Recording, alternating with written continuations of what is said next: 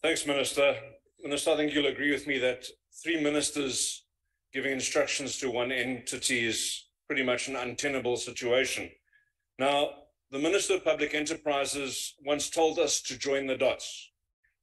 Now, if I look at all of the entities under public enterprises and see the failure of each of them, when I join the dots, it produces a big arrow pointing directly at Minister Gordhan. Now, it's clear as well that Minister Mantashe is reluctant to give you any authority in the area that he controls, and his hold over the president is much stronger than yours. However, you, sir, are the one who's been appointed as the Minister of Electricity, with a focus on solving the load shedding crisis, as you've told us. Minister, will you advocate for Eskom to be shifted into your department or into the Department of Minerals, Resources and Energy? Or do you not want Eskom now that it has been hollowed out by corruption and state capture? Thank you. Right, Minister. Thank you very much for the question. Just to indicate that I'm not a junior minister, so that's one. So there's nothing in the Constitution that attaches hierarchy to ministers. The second one is that my presence is not ornamental. I bring significant amount of technical skills in addition to my political prowess. I think that should be placed out there.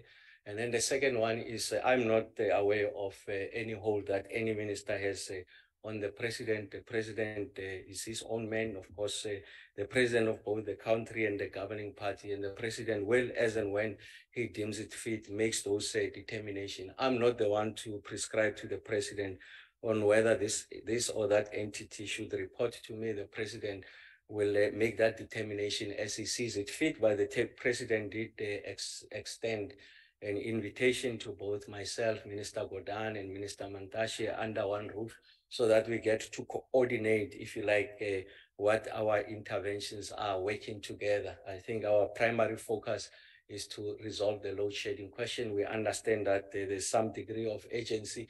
In fact, it's an emergency situation. It's an existential problem of economic proportions. So I think it's something that requires our collective attention. Like I said, we are transfixed on the resolution of this problem.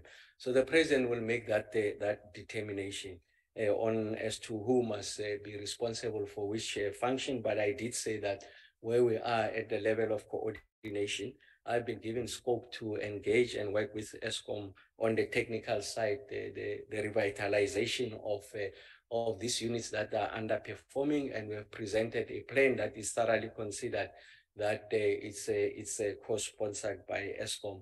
And we did take it through the structures of NICOM, sponsored by myself, Minister Gordhan, and Minister Mantashe, just to illustrate the degree and level of coordination at that level.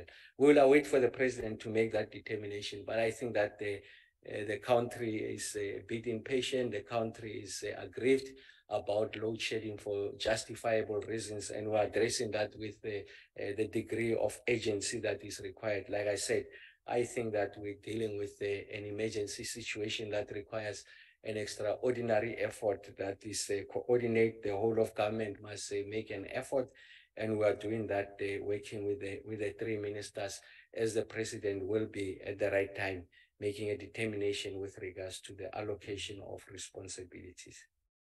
Thank you.